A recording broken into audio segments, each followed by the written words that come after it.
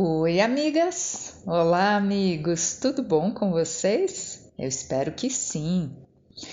O tema de hoje é bem delicado e muito importante.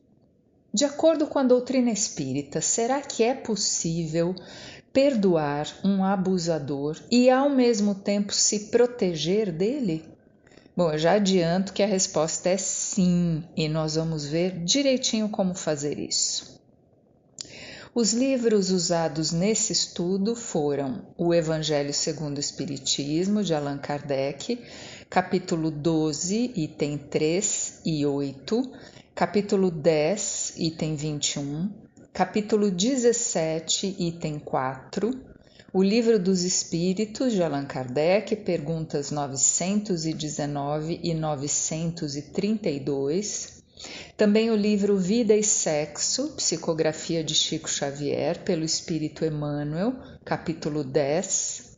O livro Coragem, psicografia de Chico Xavier, mensagem 15, pelo Espírito André Luiz. E o Caminho Espírita, psicografia de Chico, mensagem 4, assinada pelo Espírito Emmanuel. Vamos lá?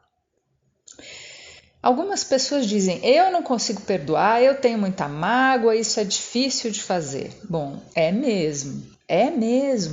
No ponto de evolução em que estamos, é preciso um baita esforço para perdoar. E mais, perdoar não é uma chavinha que a gente vira e pronto, perdoamos de uma hora para outra. Não, é um processo. Perdoar para nós é como carregar a bateria do celular. A gente não vai de 5% de bateria para 100% num estalar de dedos, né? A gente coloca o celular para carregar e a bateria vai carregando devagar, 10, 20, 25, 40, 50, até chegar no 100%. Nossa evolução como um todo, e perdoar é uma parte fundamental da nossa evolução, se dá da mesma maneira. Nós vamos nos esforçando, pedindo forças através da oração, corrigindo a rota dos nossos sentimentos através do trabalho no bem, corrigindo nossos pensamentos, caindo, levantando, e a cada vez a gente vai ficando mais tempo de pé, né? Até que chegaremos à nossa libertação. E que libertação é essa? É a capacidade de perdoar. Quando você perdoa, você se liberta. A pessoa que te fez mal vai ter de responder por isso perante as leis eternas, com as mesmas condições de bondade e de justiça que Deus oferece a todos. Essa pessoa, esse espírito, vai ter de lidar com a própria consciência quando ela estiver desperta. Tanto quanto nós vamos lidar com a nossa consciência e os nossos erros. Quando nós perdoamos, nós nos libertamos da mágoa, do ódio, da tristeza, da dor. Nós é que nos libertamos. Quando nós estudamos o perdão, estamos estudando a libertação de nós mesmos. Estamos à procura da leveza para os nossos corações, porque a cada um segundo as suas obras, né? Ninguém escapa das consequências dos seus atos. Agora, nós queremos arrastar ao longo de várias encarnações essa mágoa que carregamos agora? Não, nós não queremos. Nós queremos ficar vibracionalmente atrelados àqueles que nos fizeram mal? Com certeza não. Até porque se a gente ficar parada na mágoa e quem nos fez mal se arrepender, pagar o mal cometido, se modificar, em breve tempo essa pessoa vai estar muito à frente de nós na escala evolutiva, vai estar super bem e a gente lá ainda agarrada à mesma mágoa, não é um bom negócio. É claro que isso não é uma corrida que só tem um campeão, né? Todos seremos campeões na jornada evolutiva e quanto antes chegarmos lá, melhor. Por que deixar a mágoa nos segurar lá atrás? Além disso, não perdoar nos deixa as portas abertas para todos os desequilíbrios, não só os desequilíbrios espirituais, mas os físicos também. É muito ruim insistir na mágoa. E aí alguém há de dizer, inclusive eu. Eu quero perdoar, mas eu não consigo. Então vamos dizer assim: eu ainda não consegui perdoar, mas eu tô a caminho. Eu vou conseguir me libertar dessa mágoa que me aprisiona. Eu vou conseguir. Mas por onde começar? O que fazer? O Evangelho, capítulo 12, item 3, dá uma receita maravilhosa para nos ajudar. Esse capítulo fala sobre amar os inimigos. E quem ama, é claro, perdoa. Diz assim: amar os inimigos é não lhes ter ódio, nem rancor ou desejos de vingança. Então, se tivermos esses desejos e nós ainda temos, é preciso que a gente não se entregue a eles, não dê corda para eles crescerem no nosso sentimento e no nosso pensamento. Se vierem aquelas ideias, aquelas sensações que criam um duelo mental, sabe? Ah, se ele disser isso, eu vou responder aquilo, e se ele falar aquilo outro, eu vou dizer tal coisa. Se isso acontecer, nós devemos cortar o fluxo desembestado dos nossos pensamentos e pensar em outra coisa. Devemos ocupar nossa mente e nossas mãos para que a gente sinta outra coisa e não essa mágoa. E fazer isso quantas vezes forem necessárias para conseguir manter a nossa paz. Não dá ibope para o ódio, para o rancor, para os desejos de vingança. Quando esses sentimentos vierem, a gente muda de canal, muda de programa, muda de sintonia. A oração pode nos ajudar muito a fortalecer nossa vontade em perdoar. O próprio Pai Nosso, fala de perdão. Perdoai as nossas dívidas, assim como nós perdoamos aqueles que nos devem. Tem outras coisas que também podem nos ajudar a cortar o ódio, o rancor, os desejos de vingança. Por exemplo, fazer terapia com um profissional sério. Tem uma mensagem que fala disso num livro psicografado pelo Chico Xavier e infelizmente eu não anotei onde está essa frase, mas eu me lembro do conteúdo dela.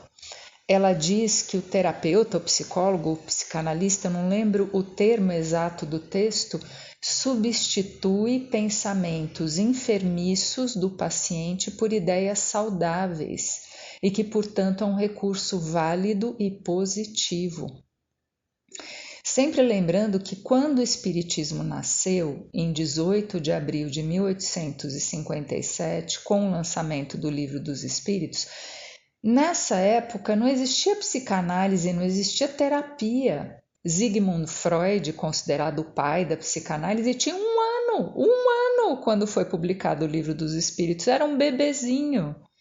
Ainda assim, nós encontramos na doutrina espírita muitos incentivos à autoanálise, ao autoconhecimento. Por exemplo, na pergunta 919 do Livro dos Espíritos, nós vemos o seguinte: qual o meio mais prático, mais eficaz que tem o homem de se melhorar nesta vida e resistir aos arrastamentos do mal? E a resposta: um sábio da antiguidade vos disse: conhece-te a ti mesmo, foi a resposta dos espíritos. Esse sábio da antiguidade que popularizou essa ideia foi o filósofo grego Sócrates, que morreu em 399 a.C. Voltando ao nosso roteiro para perdoar. Vigilância sobre os nossos sentimentos e pensamentos, utilizando o trabalho ao próximo como escudo, utilizando a oração como fortaleza, a terapia como renovação e também o desabafo com aqueles amigos especiais.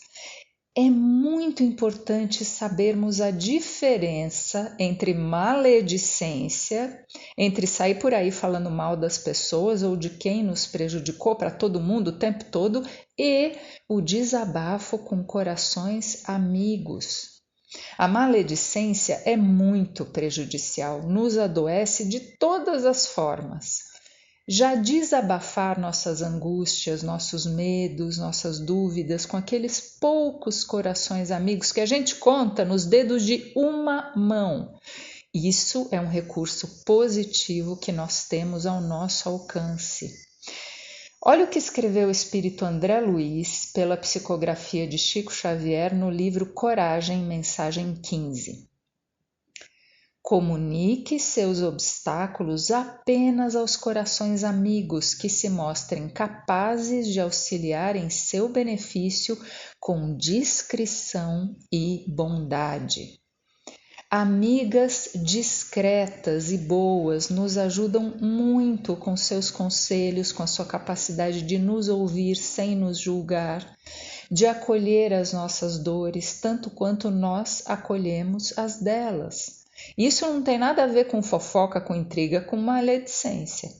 Se a gente não tem amigos em quem confiar, poxa, uma hora a panela de pressão explode.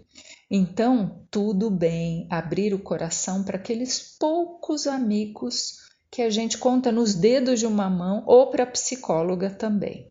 Isso tudo faz bem. Segue a receita do Evangelho.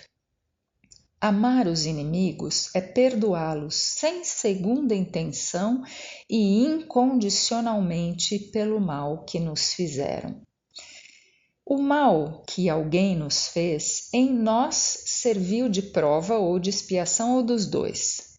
Lembrando que expiação é o pagamento de dívidas e prova é a maneira de subir um degrau espiritualmente, de fazer uma prova mesmo, como se faz na escola, para conferir se a matéria foi mesmo apreendida. Portanto, toda expiação, todo pagamento serve também de prova, mas nem toda prova é pagamento, é expiação. Então tá, o sofrimento pode nos ser útil como prova ou expiação, ou os dois, se a gente souber atravessá-lo bem. Agora, a pessoa que nos fez mal complicou o seu futuro e o seu presente, né? Porque ao pensar no mal, ao pensar em executar o mal, ela já se conecta imediatamente com espíritos ainda desequilibrados. Quem agiu mal contra nós pode ter servido de instrumento para a justiça divina, mas nem por isso deixou de assumir uma dívida, porque ninguém tem a missão de fazer o mal. A pessoa fez aquilo por livre e espontânea vontade e é, portanto, responsável. Então, de posse dessas informações que o Espiritismo nos dá, quem é o único verdadeiramente prejudicado nessa situação? É quem faz o mal ou é quem sofre o mal? É quem faz. De verdade mesmo, é quem faz. Essa pessoa é digna de piedade. E quando nós conseguirmos sentir pena da pessoa que nos feriu, nós estaremos bem perto de perdoá-la sem segunda intenção e incondicionalmente, quer dizer, sem condições. Ou seja, estudar o Espiritismo não só nos estimula a perdoar, como nos dá razões muito firmes, muito concretas para que perdoemos. Continua o Evangelho. Amar os inimigos é não opor nenhum obstáculo à reconciliação. Opa! Tem muita coisa para comentar aqui. Quando falamos de reconciliação, algumas perguntas, aparecem. Se a pessoa já desencarnou e nós não sabemos onde ela está, não tem problema, vamos orar por ela de coração aberto. E se a gente quer se acertar com a pessoa e ela não quer? Bom, a gente respeita a vontade dela e segue com o perdão realizado dentro de nós e com a consciência tranquila. E se a pessoa que nos fez mal é um perigo para a nossa vida ou para a nossa saúde mental? Todo mundo aqui já ouviu falar de relacionamento abusivo, de feminicídio, de violência doméstica. É uma realidade. Às vezes, a pessoa precisa recorrer à separação e a medidas legais de proteção. Vamos ver o que diz Emmanuel no livro Vida e Sexo sobre isso. Não existem obrigações de cativeiro, de prisão, para ninguém nos fundamentos morais da criação.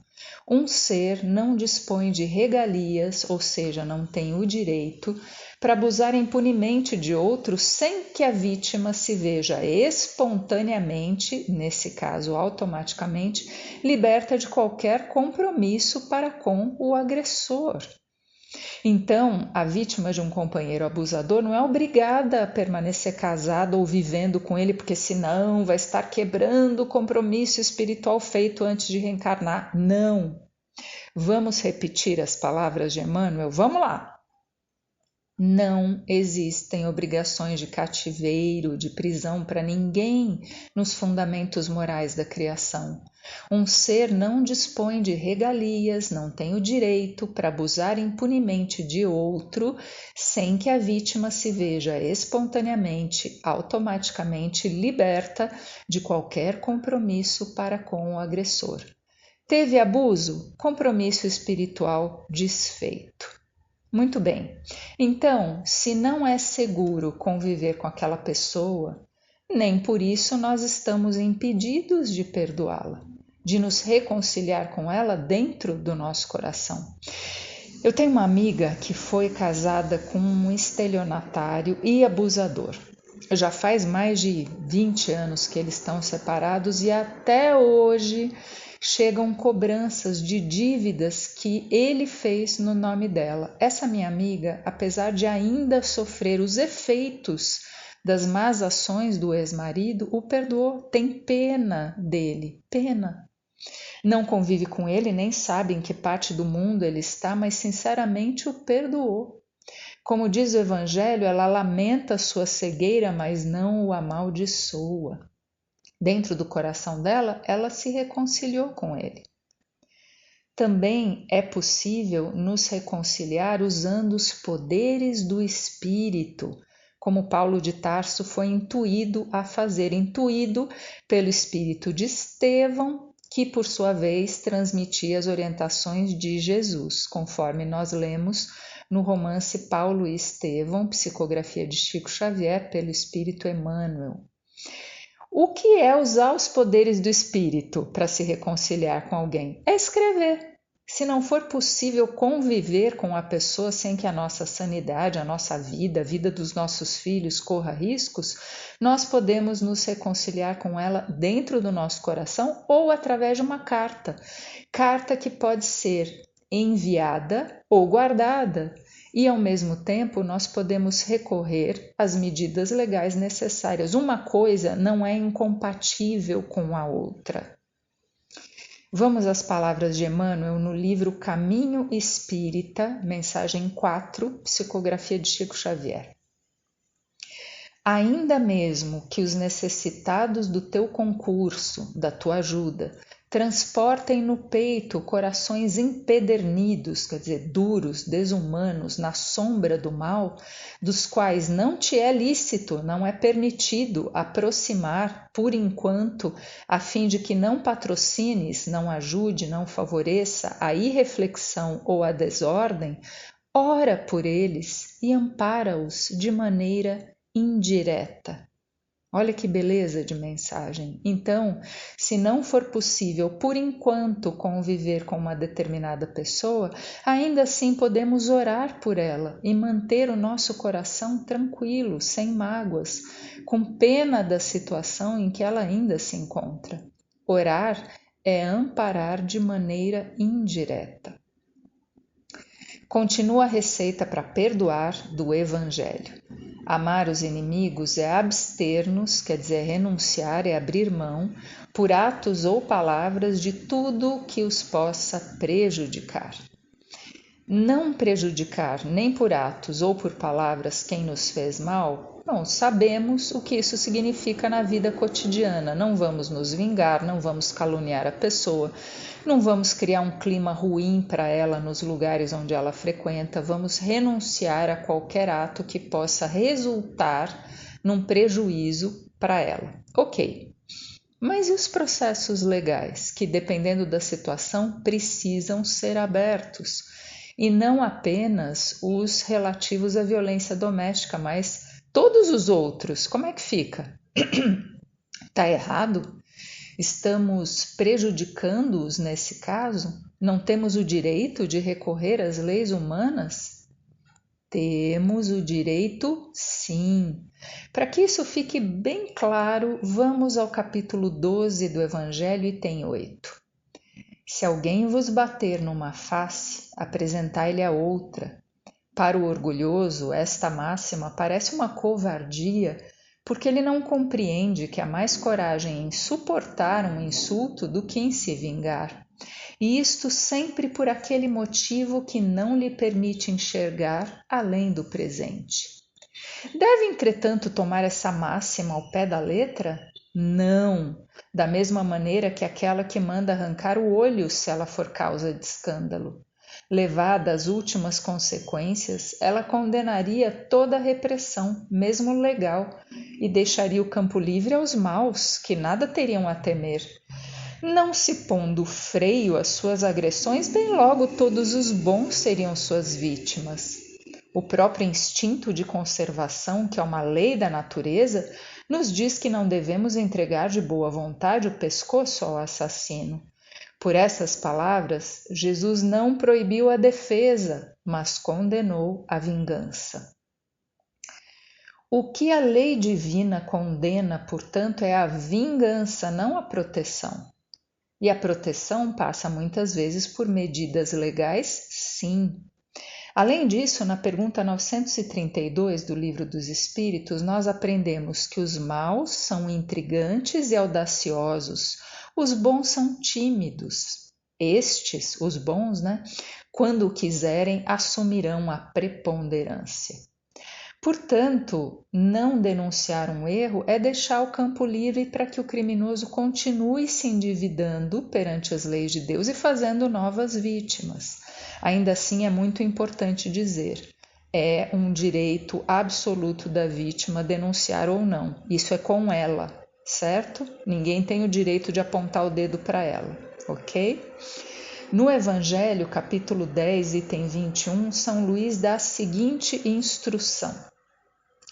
Se as imperfeições de uma pessoa só prejudicam a ela mesma, não há jamais utilidade em divulgá-las. Mas, se elas podem prejudicar a outros, é necessário preferir o interesse do maior número ao de um só. Conforme as circunstâncias, desmascarar a hipocrisia e a mentira pode ser um dever, pois é melhor que um homem caia do que muitos serem enganados e se tornarem suas vítimas. Então fica bem claro que recorrer à justiça da terra sem desejos de vingança é perfeitamente possível e mesmo necessário. Segue a listinha do Evangelho. Amar os inimigos é alegrar-nos em lugar de aborrecer-nos com o bem que os atinge. É importante fazer essa análise. Quando algo bom acontece com quem nos prejudicou, nós nos alegramos ou ficamos com raiva? Se ainda ficamos com raiva, vamos redobrar os esforços para nos melhorar, vamos empregar mais tempo em ajudar os outros, vamos trabalhar mais os nossos sentimentos e a nossa vontade, orientando-os para o bem. É fácil? Nada disso é fácil. E podem acreditar, eu estou aqui fazendo esse estudo justamente porque eu luto diariamente com as mesmas questões, os mesmos erros, os mesmos vícios. Eu também quero conseguir perdoar. É uma busca de todos nós. E o importante é não desistir desse propósito, insistir até conseguir. E nós vamos conseguir. Como diz o Evangelho, capítulo 17, item 4, reconhece-se o verdadeiro espírita pela sua transformação moral e pelos esforços que faz para domar suas más inclinações. O espírita que se esforça todos os dias para se melhorar está no caminho certo. Nada de desanimar, nós vamos conseguir. Termina a lista do Evangelho dizendo... Amar os inimigos é estender-lhes a mão prestativa em caso de necessidade. É, enfim, pagar-lhes em tudo o mal com o bem, sem a intenção de humilhá-los. Há várias maneiras de ajudar, mesmo que de forma oculta, Já vimos que a oração é uma delas, mas há outras. Eu vou contar para vocês o caso real do Rui Piedade, marido da Adi Strasburg Piedade. Ambos foram inesquecíveis presidentes do Centro Espírita Pedro e Anita na Vila Mariana, em São Paulo. Primeiro, o Rui foi nosso presidente por muitos anos, e depois do desencarne do Rui, a Adi. Bom, o pai do Rui, que se chamava Acácio Piedade, Coronel Acácio Piedade, foi assassinado por causa de uma briga política em Itapeva. Uma pessoa do partido contrário dele, oposto ao dele, o matou, a pedido do partido, a mando do partido. O assassino, que se chamava Luiz de Camargo e antes do crime era professor de piano, depois que saiu da prisão se tornou uma pessoa em situação de rua, na mais absoluta miséria, ninguém queria dar trabalho para ele. Quando o Rui soube disso, ele passou a enviar de forma oculta uma mesada para o assassino do seu pai. E o Rui Piedade o ajudou financeiramente até que ele morresse. Essa é uma história real, a gente fica emocionada, né, contando. É uma história real, fica de exemplo para a gente. E tem uma continuação essa história. Anos mais tarde, numa sessão mediúnica dirigida pelo Rui, uma médium disse que estava sentindo a presença do espírito do pai do Rui e que ele estava ali com o espírito do Luiz de Camargo. O Acácio Piedade pedia que duas médiums recebessem ambos os espíritos ao mesmo tempo. Uma recebesse por via psicofônica o espírito do Acácio Piedade e outra o espírito do Luiz de Camargo, para que ele, Rui, que era filho do coronel Acácio Piedade, pudesse ouvir a conversa entre os dois espíritos. E assim foi feito.